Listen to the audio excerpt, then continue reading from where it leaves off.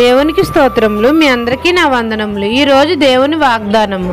ఆశీర్వాదమునకు వారసులవుటకు మీరు పిలువబడితిరి. 1 పేతురు గ్రంథం 3వ అధ్యాయం 9వ వచనం.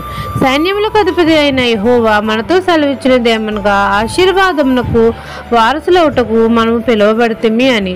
తండ్రి ప్రియకుమారుడైన యేసయ్యను మన అందరికీ సొంత రక్షకుడిగా అంగీకరించాలి.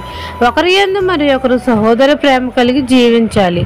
కీడుకు ప్రతి కీడు చేయకూడదు, దోషులకు ప్రతి దోషణం మనం చేయకూడదు. అందరి ఎడల కరుణా చిత్తులుగా వినయ మనస్కులై మనం అందరము జీవించాలి.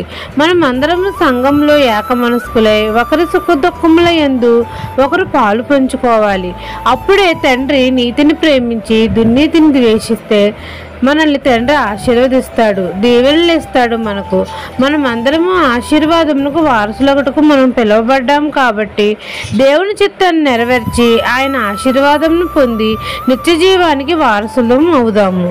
ఇదేనా వాగ్దానం మీ నా జీవితంలో నెరవేరాలని కోరుకుంటూ దేవుని సువార్త పరిచర్యలో మీ సహోదరి. ఆమెన్.